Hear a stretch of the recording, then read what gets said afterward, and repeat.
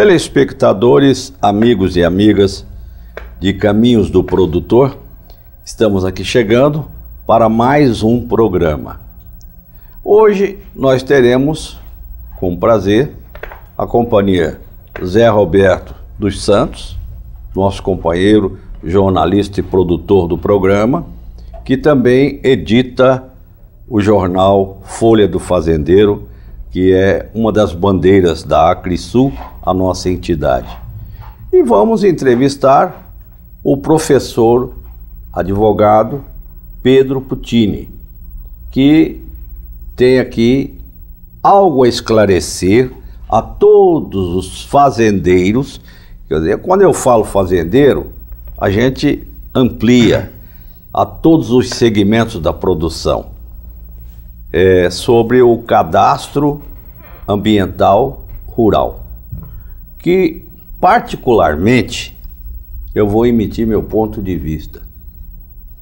O governo sempre colocando dificuldade na vida do produtor.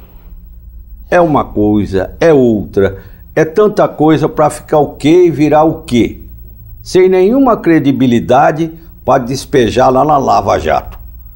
Produtor que tem dado conta com todo o esforço e capricho naquilo que lhe compete, a agropecuária tem correspondido, é o único setor que apresenta um crescimento no PIB nacional. É o único. É por ali. Aliás, até conversando com alguns amigos, Zé Roberto, eles falaram: Jonathan, o negócio é o seguinte, pensa bem, eu não sei por que a sociedade não gosta de fazendeiro. Eu falei, mas calma, quem falou isso? Não, é verdade. Há um tipo de coisa que eu não sei se é do mundo global, que fala que produtor é tubarão, que é ricaço, que é isso, que é aquilo. Pelo amor de Deus, o que nós passamos? Eu disse, sim. Ele falou, eu vou te dizer uma coisa. Você pode precisar de um arquiteto uma vez por ano, ou por mês, ou por dia. Você pode precisar de um engenheiro, também com algumas vezes, talvez nenhuma. De um advogado, um pouco mais vezes. Pode precisar de um dentista, não gostaria, mas tem que precisar, vai, uma vez ou outra. Do médico, mas do produtor rural, você precisa pelo menos 3 vezes por dia. É o café da manhã, é o almoço e o jantar. Sem ele, não tem nada disso. E sem isso, não tem vida. Não tem dinheiro e não tem alimento. Falei certo, Zé Roberto? Certíssimo, Jonathan. Zé Roberto, como é que nós vamos, neste momento, temos que cumprir mais uma exigência, né? Tudo em cima do fazendeiro. O coitado paga Fundersul, o coitado leva cacetada no imposto de renda, ele não desconta nada, tudo é o diesel que é muito caro, e tudo arrebentado. O que é o carro, Zé Roberto? Por que isso?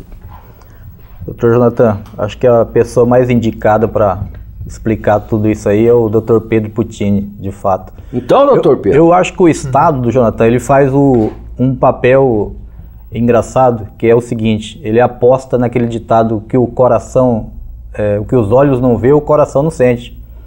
E ele cria mecanismos de forma que obrigue o cidadão a se autodeclarar e pagar imposto de maneira que ele não sinta. Acho que o CAR também é uma ferramenta autodeclaratória, vai sofrer esse mesmo processo. Acho que o único problema que teve no CAR é que a adesão dele foi muito pequena. Houve um furor na época da discussão do Código Florestal, o Código Florestal exigiu a declaração e na sequência, o doutor Pedro pode falar melhor disso, eu não sei o que houve que não atraiu o fazendeiro, o proprietário rural, a aderir ao CAR. É isso, doutor Pedro. Bom, boa tarde, José. Ou boa noite ou bom dia, né? Boa noite, bom dia. De fato, é autodeclaratório, a gente até compara com o sistema de imposto de renda, né? O produtor deve entrar no sistema e fazer o preenchimento. Mas o que aconteceu foi que essa imposição legal, você falou, é do Código Florestal, é de 2012. Mas de 2012 para cá, faltou um ato do ministro do Meio Ambiente para colocar para rodar o CAR. Então, de 2012 até 2014, a gente teve esse tempo, né? Isso foi até tema de puxões de orelha nos debates presidenciais, falou, só agora que entrou o CAR e tal. Então, esse tempo esfriou as discussões, né? Ninguém procurou saber o que era o CAR, como que implementar o sistema, enfim. Então, que no 6 de maio de 2014, uma instrução normativa do Ministério do Meio Ambiente colocou o CAR para rodar e fizeram o sistema, né, nacional, e aqui no estado a gente começou a trabalhar ainda no sistema estadual. A gente, que eu digo aqui, o órgão ambiental fez um sistema próprio. O IMASU. O IMASU fez um sistema específico para Mato Grosso do Sul. Alguns estados optaram por ficar com o sistema nacional e outros por fazer o seu. O nosso ele é mais restritivo, ele é mais detalhista, né, mas é um sistema elaborado para evitar o retrabalho. Enfim, eu acho que o primeiro problema com o CAR foi esse. Acho que esse tempo, né, de 2012 a 2014, sem a vigência do CAR. Então, agora a gente está correndo atrás dessas adesões, né? É uma obrigação legal. Né? O nosso dever é orientar o produtor, né, do que é e as consequências de não fazer. Então, professor, eu já digo assim, porque ele vem lá da OAB com uma comissão onde é presidente. Como é que chama a comissão? Comissão de Assuntos Agrários e Agronegócio. Da OAB? Da OAB. Muito bem. Eu também sou advogado, embora não esteja mais advogando, advoguei por muito tempo como advoga ainda o Zé Roberto. Estamos aqui em 3 advogados lutando pelo produtor. Mas queremos dizer o seguinte, o que é mesmo esse CAR? Cadastro Ambiental Rural. Por favor. Dá para a gente fazer assim, uma definição, né, de que ele é um documento de identidade da propriedade rural, só que com uma finalidade ambiental. Né, ele busca saber, basicamente, as áreas de interesse ambiental. A gente até fala para o produtor não confundir o CAR com documento de comprovação fundiária. Porque, às vezes georreferenciamento? Por aí, né? Porque a preocupação é que o produtor faça um cadastro, que ele declare tudo lá, ele fala, bom, declarei minha reserva, minha APP, área de uso restrito, todas aquelas áreas de interesse ambiental. E ele fala, bom, esse documento que comprova que eu sou dono. Mas isso aí, não querendo antecipar, mas já antecipando, se ele for lá para fazer o cadastro e prestar as informações sempre verdadeiras, não vai ser para ele um tiro no pé? Olha, o produtor que está ambientalmente, né, regular, ele não tem nada a temer. Mas o que vai acontecer é isso. O produtor agora vai descobrir se ele tem ativos ou se ele tem passivos ambientais. Né? Se ele tiver ativos, ele vai poder negociar. Ele vai ter uma reserva legal excedente, por exemplo. Né, o código abre várias possibilidades de negociação, ele pode passar para um vizinho que não tem. Isso que eu ia perguntar. Acho que o Zé Roberto ia perguntar também. Doutor, nesse prazo de prorrogação aí, qual que é o passo a passo aí que o proprietário rural deve fazer para se regularizar? Olha, o produtor deve agora aproveitar esse tempo para justamente, né, assistir entrevistas e matérias como essa e conhecer, né, o sistema, procurar, a gente recomenda que procure sim um técnico da área ambiental, né, para que ele faça essa análise, se existem passivos ou ativos, porque se houver passivo ambiental, ele vai ter que fazer um planejamento de recuperar, de regenerar. Então, né? Doutor, talvez seja por isso, com tanta cautela, Zé Roberto, que o fazendeiro está assim, desmotivado. Por quê? Eu sou mesmo oriundo de famílias ruralistas. Eu venho de avós, bisavós, e uma tradição que todas as fazendas antigas tivessem, por exemplo, bicas d'água.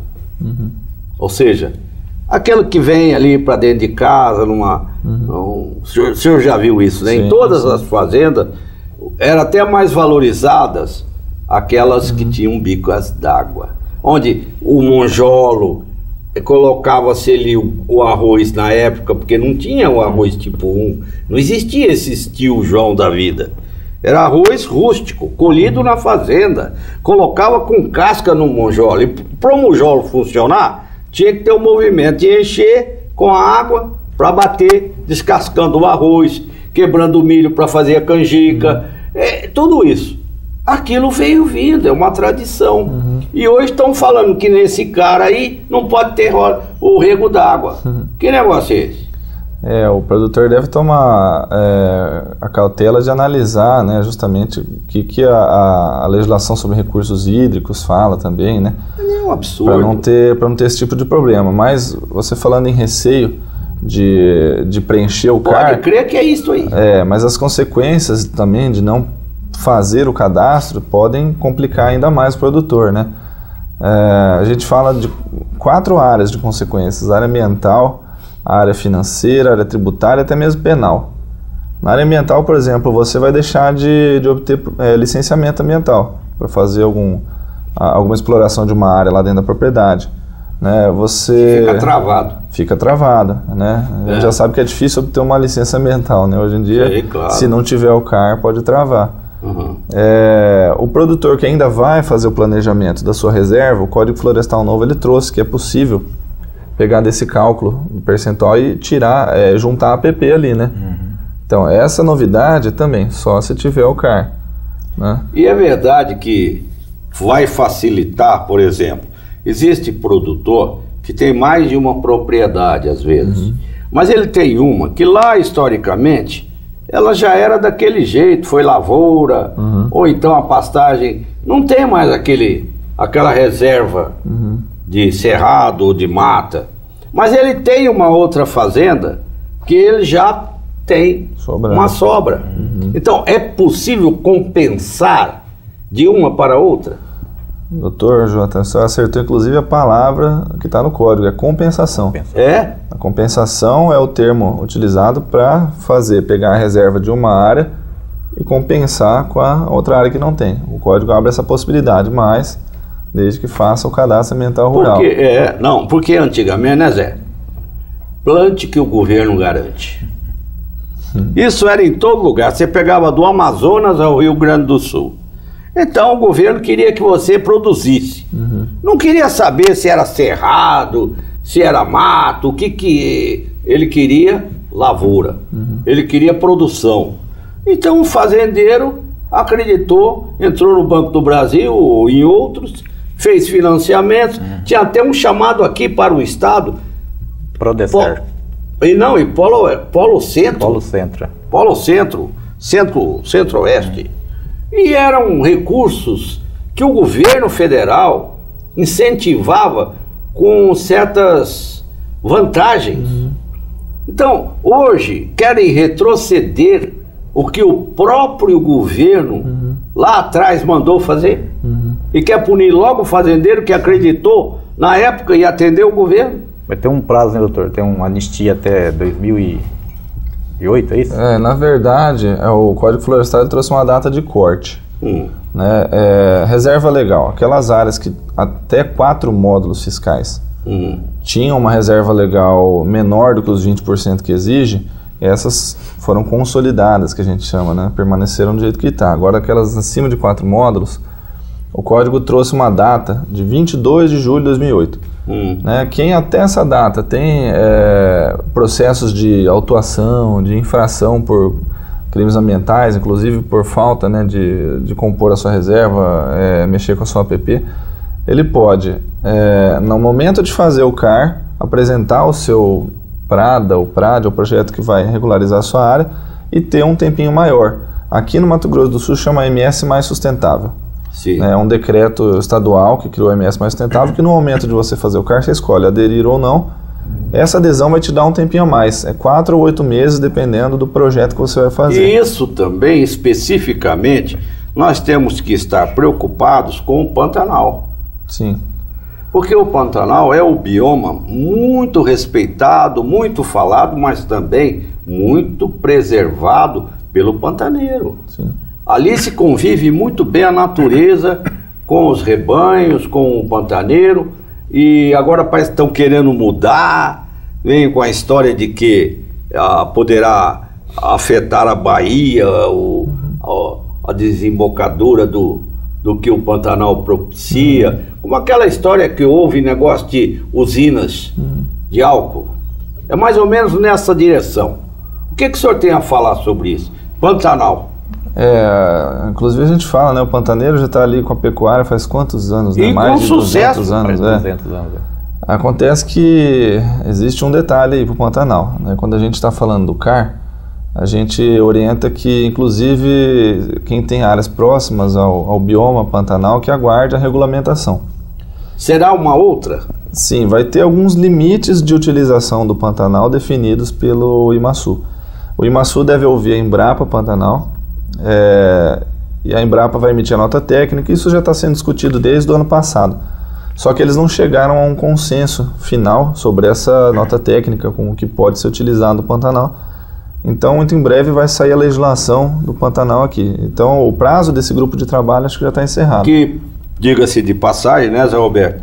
O governador Reinaldo Azambuja se comprometeu em fazer logo esta, vamos dizer, resolução para esclarecer melhor essa situação.